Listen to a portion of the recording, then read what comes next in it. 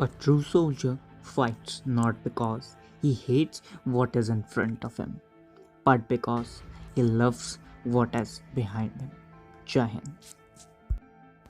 Hello friends, I welcome you all to another video from InfoZone Lecture 8.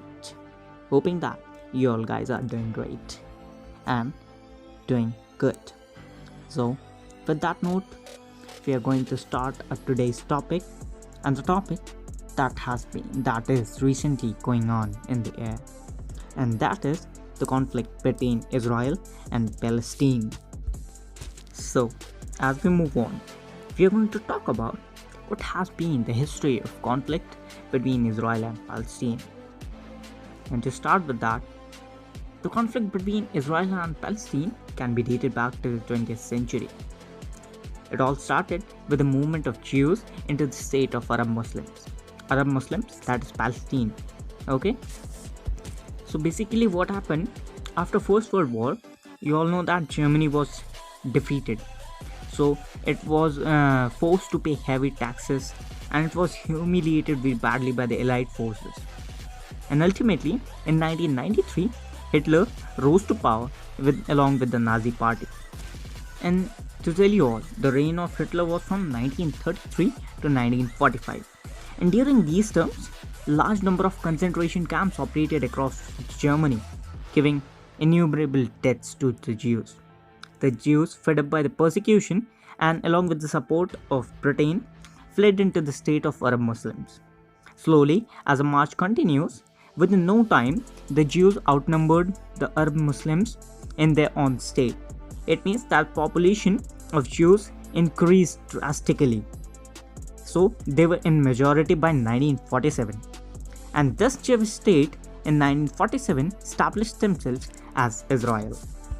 Further, in November 1947, the United Nations voted for the partition of the British Mandate of Palestine into a Jewish state and an Arab state. But after the British armies moved, war broke out between the Arabs and the Israelis. Further, Israelis won along with a huge change in the map of the Arab state. After the war, around much more than the area that was defined by UN, Israel had annexed it. And further, the clashes got intensified. Also tell you, in 1947, Israel also annexed the western part of the Jerusalem. Now here you all can check that this is the proposed partition plan by the United Nations for the Jewish state and for the Arab state. The orange one is the Jewish state, whereas the yellow one is the Arab state that is defined by the United Nations. Now further here the map shows the first is of 1917, which shows whole Palestine. What you see is now as Israel and Palestine together, it was whole Palestine. And drastically after the war in 1947, UN proposed a plan for division. I already showed you the map. And then in 1948, after the war, you can see how much area the Jewish state has covered throughout. Almost whole of the Palestine is now under their control. Further, this was not only the end. In 1967, another war broke out between Israel and the Palestinians. You can check out the map of 1949 to 1967. The Palestinians are limited only to the West Bank and to the Gaza Strip. But after the 1967 war, whole Jerusalem is now under the control of Israel. And now Palestinians are just accumulated in a small area. And what is whole known to be Palestine in 1917 is now whole known as Israel in the present day. As I already told you all, that the aftermath of the war had a devastating impact on the map and even on the ground too. Palestine, which had whole area under its coverage in 1917, was now limited to only certain places. Also, during the First War, that is the war in 1947, the western part of Jerusalem was annexed by Israel, and during the war in 1967, the eastern part was too annexed by Israel. So now completely whole Jerusalem is under Israeli's control. And further to tell you all that this day of annexation of Jerusalem is celebrated at Jerusalem Day in Israel. And this day marks the reunification of Israel and the control of Israel over the city. And to tell you all, Jerusalem Day is celebrated after 1967 war. So as we move on, we are going to talk about what's the present situation is all about. The present situation is all about has its root of the Jerusalem Day on 10th of May 2021, right? At this point of time, the Israeli police stormed out at the Al-Aqsa Mosque, where a large number of Palestinians gathered to worship. Also to tell you, the Al-Aqsa Mosque is referred to as the third holiest site in Islam after Makkah and Medina. Now we will be discussing that how the present situation came. Actually, the standoff came when evictions were reported of the Palestinians, that is Sheikh Jarrah and Silvan, to make the way for Jewish settlers. Further clashes were reported between the police and local Palestinians, and after that, heavy airstrikes were seen between Israel and the militant groups in Gaza Strip. The main issue that revolves around is the control of Jerusalem. Israel views Jerusalem as its unified, eternal capital, whereas Palestinians want those territories and state that it will be their future capital. Further, following the same, rockets were fired from Gaza Strip on Israel, but reportedly, not much incidents occurred due to the efficient working of their defense system, that is Iron Dome missile defense system. Further, here you can get what were the reasons how the clashes started from mid-April, then early May, then from May 7 onwards it escalated more, and further to May 9 to May 10 to May 11, and it is continuing the same process. Rockets are being exchanged from both the places. Further, UN also expressed its concern over the war. It also said that the present conflict between Israel and Gaza could result out to be an all-out war. Further, here you can get on how many places Gaza Strip mainly dropped rockets, fired rockets, and the Israeli airstrikes. Basically, it was in Gaza City to destroy the main center of the Gaza, that is the ruling party Hamas. Also, to tell you, seeing the current situation, America in the region also deployed F-18 fighter jets in Saudi Arabia. Basically what it told, that it is for the conservation of peace in the region. Also, recently a news came that the American government has sanctioned the sale of $735 million of weapons to Israel. And in the ongoing series, Netanyahu said that we won't let the Hamas leaders escape. And basically after the statement by Netanyahu, that is the Israeli PM, his full name is Benjamin Netanyahu. And basically after that, Israeli forces, that is Israel Air Force, carried out airstrikes on the towers in Gaza, such as Al Jallah, which houses many international news agencies. But a prior notice for the same was given by Israel. So reportedly, no one was injured in the same. So following the same, Israel attacked residencies of Yahya Sinwar, chairman of Hamas political bureau in Gaza, and claimed that these residencies served as military infrastructure for the terrorist groups in Gaza. Further, in the latest developments, the meeting at United Nations Security Council failed to derive out a common conclusion for both the states. Also, representatives from both the states were present in the meeting. But after heavy exchange of words, the meeting ended without any conclusion. So that was all till date what had happened in Israel and Palestine. Now talking about what's India's stand on this conflict. To tell you, India's T.S. Trimurti is a permanent representative of India at UNSC. He released statements on the matter and said that India is deeply concerned at the clashes and violence at Haram al-Sharif and evictions in Sheikh Jarrah and neighborhood. What is Haram al-Sharif? that is Temple Mount, that is basically the Al-Aqsa Mosque compound. Both sides avoid changing status quo on the ground. For all those who don't know what is the meaning of status quo means what the present state is at which both the nations are on the ground. That what's the reality at the ground is at present is. That is basically known as status quo. Further, the third was condemned rocket fire from Gaza, urged restraint of all parties and to adhere the United Nations Security Council's resolution of 2334 and need to resume peace talks and committed to a two-state solution. Now, what is a two-state solution? Basically, two-state solution means that creation of two states, that is a Jewish state and a Palestinian state. Basically, two-state solution means creation of two states, that is Palestine and Israel, as in two independent states in the same territory. So basically, in India, in its term, did not support any region. Also, it did not help anyone. You can check that whereas it condemned this attack, the rocket fired from the Gaza, also it condemned the evictions from Sheikh Jarrah and neighborhood. So basically, India did not support anyone. Do you all guys agree with that? Do you think will it not hamper the relations between India and Israel? Further, on May 16, Israeli PM tweeted and thanked 25 nations for their full-fledged support to Israel. But India in that list got no place.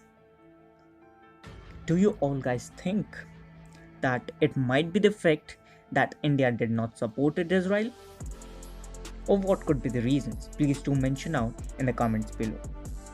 Also, can this thing affect the relationship between India and Israel? Particularly, the relationship between Israel and India had grown much deeper from 1992 onwards. Also, if you don't know much about India-Israel relationship, you can go and check my playlist. There I have uploaded a video of relationship between India and Israel, how it has drastically changed.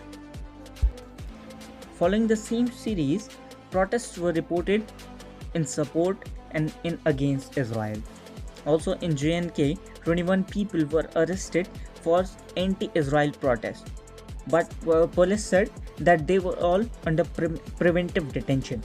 What is preventive detention? That means police can arrest anyone on a method that they can prevent future violence or future riots. And now we are going to talk about what is Iron Dome defense system.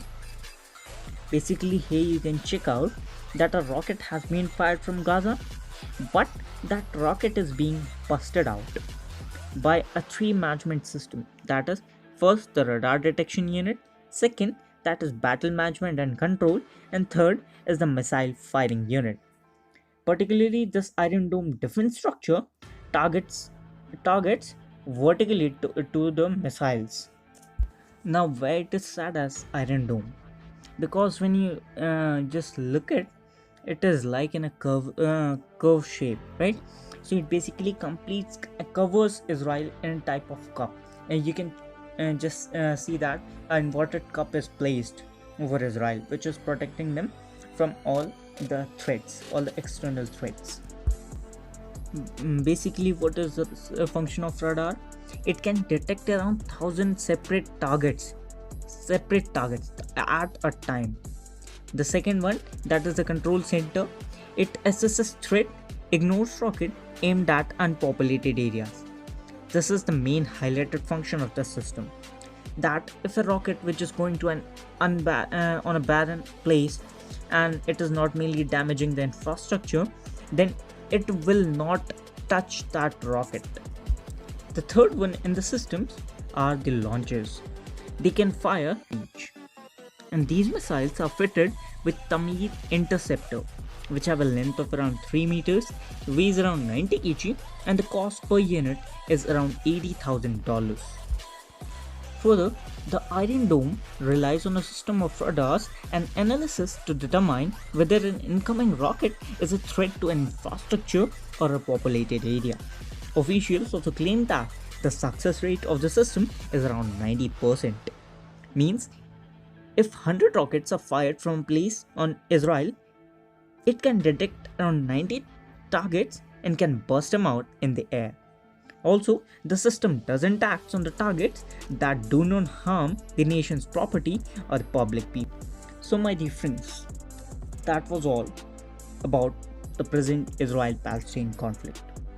Hoping that you all got a clear picture of what's going on and what was going on, right? To sum up in a brief, I'll tell you what had happened, how it started, and then we'll end the video. Also, in the next video, we'll see what is Hamas, how it is in with a conflict with Israel, how it rose to power, and what's the current scenario. So basically summing up what all we just looked upon.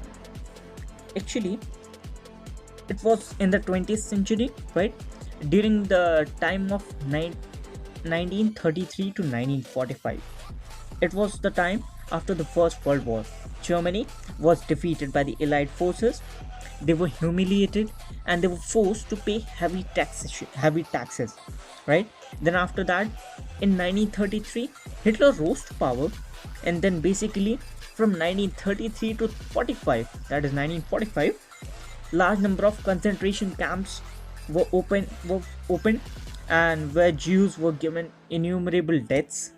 So by that persecution, the Jews fled into the states of Arab Muslims, that is into the state of Palestine, so with the help of Britain. At that time, Palestine was a British colony, remember that. So basically what happened, as large number of Jews started migrating to Palestine, so in no time these Jews outnumbered the Arab Muslims. So basically the Jews, they came in majority, and the fight for the territory and sovereignty started. In 1947, these Jews established themselves as a full-fledged independent state known as Israel. Now, it were two states living on a single territory, right? So what had happened? British looked to UN for the separation plan. Also, UN proposed two separate dominions in the same territory, that is one for Jews and other for the Arab Muslims in the same territory. But as the British moved out of the region, war broke out between Israel and Palestine. It was one of such war that Palestine lost around its whole of the area back to Israel. So now Israel was in complete power, and Palestine was just limited to Gaza Strip and to the West Bank. Why we say it was West Bank? Because it lies around west to the Red Sea, right? So basically what happened after next? Also, in the same war, Israel annexed the western part of Jerusalem, that has been the present center of violence, and basically it continued.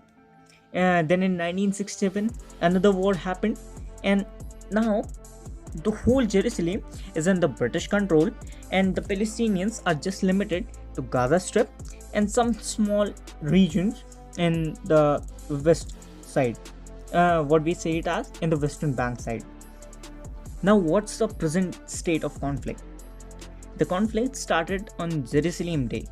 Basically, Israeli police stormed out at the Al-Aqsa Mosque compound, where large number of Palestinians were worshipping, and basically there was a clash between the local Palestinians and Israel because of evictions of the Sheikh Jarrah and neighborhood for the Jewish settlers, to give the Jewish settlers a place to live in, right? Basically it happened because same. Then agitated by this, the Gaza Strip, that is ruled by presently by Hamas, so it got agitated and it fired rockets on Israel. Further, Israel in response carried out some rockets Also, artillery was deployed at the border, tunnels were destroyed, and following the same, airstrikes were done on the major towers and residencies of Yahya Sinwar as an act of revenge. Also, following the same, there were strong words by the Israeli PM Benjamin Netanyahu. He said that we won't let the Hamas leaders escape because they attacked us on our Jerusalem day. And also, uh, nations like Pakistan and Turkey joined hands to support the Palestinians. Also, in the latest development, the meeting at United Nations Security Council failed to achieve a conclusion because there was a heavy exchange of words between both the regions. Because as we were going to talk about them, we were going to talk about the ceasefire at the meeting. So the ambassadors from both the nations were present to there for discussion, but ultimately no conclusion could be drawn. So friends, that was a brief about the conflict. Hoping that you got it all clear. So with that note, I end this video, and in the next you'll get how Hamas rose to power and what's the present state of conflict between Israel and Hamas. So with that note, I take it off. Keep preparing and keep enjoying. Thank you and have a wonderful day ahead.